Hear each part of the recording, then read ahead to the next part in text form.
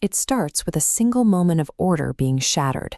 You're navigating a normal day until a minor external force reaches out and strips away your sense of control. It's the expensive parking ticket left on your windshield despite the curb having no yellow paint.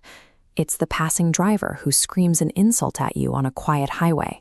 It's the discovery at your own wedding that your spouse has been unfaithful. Usually, we absorb the blow. We rely on a social tolerance that keeps us from lashing out, allowing the frustration to dissipate as we return to our routines. But there is a specific psychological pathway where that tolerance fails. On the escalation curve, we can track how these minor slights stop being inconveniences and start building toward a violent vertical spike.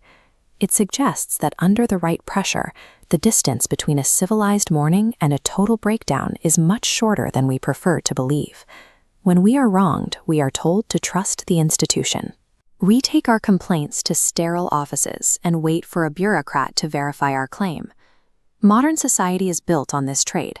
We give up our right to personal retaliation, trusting that the justice system will manage our grievances and de-escalate our conflicts for us. But the contract breaks when the system fails to hold its end. A parking authority extorts a citizen regardless of the evidence. A wealthy family pays $1 million to a prosecutor to ensure a fatal hit-and-run never reaches a courtroom. When the institutions designed to provide redress instead protect the perpetrator, the victim is left in a space where the rules of civilization no longer seem to apply. In this environment, the individual faces a choice. They can live with the indignity, or they can step outside the system to balance the scales themselves. Crossing that line requires a specific internal shift. The mind narrows, focusing entirely on the perceived injustice until all other logic is pushed aside.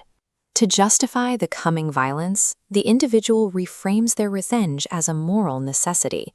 They convince themselves they aren't committing a crime, but fulfilling a duty. Simone, an explosives engineer, doesn't see himself as a terrorist when he detonates a bomb at the city impound lot. He views the demolition of his own towed car as a valid protest against an actively corrupt government.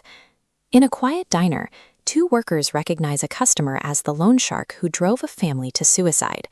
As they stir rat poison into his meal, they aren't thinking about murder. They are thinking about community pest control. The most devastating acts of violence often stem from the perpetrator being convinced that they are the ones holding the moral high ground. There is always a final window, a few seconds on a desolate road, or a brief pause in a heated argument where the outcome can still be changed. On the curve, this is the moment of commitment. It is the exact point where a character refuses their last chance to de-escalate and sends the line vertical. On the highway, an apology is offered but rejected. The graph fractures.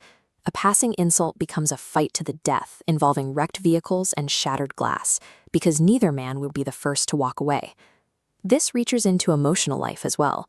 A betrayed bride rejects her husband's plea for forgiveness, choosing instead to destroy him financially and psychologically, turning their wedding into a field of emotional wreckage. The escalation eventually detaches from reality.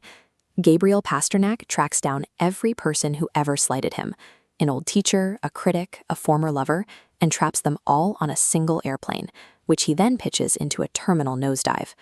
Once the line goes vertical, the original grievance is forgotten. The only thing that remains is the drive to annihilate the opponent. When the motion stops, we are left to look at what remains after the desire for vengeance has been satisfied. The two men on the highway are found locked in a charred embrace inside their car. Their original argument is now entirely irrelevant to the wreckage they left behind. The wealthy father who tried to bypass the law finds himself extorted by the very people he hired. His attempt to buy peace turns the death of his son into a series of greedy negotiations. Simone, now a folk hero for his crusade against the city, celebrates his daughter's birthday through the glass of a prison visitation room. He won his battle, but lost his life in the process. It is an outcome where the cost of the victory is so high that it becomes indistinguishable from a total loss. Vengeance promises to restore the balance, but the escalation curve only ever leads downward. It ensures that instead of fixing the systems that wronged us, we simply become part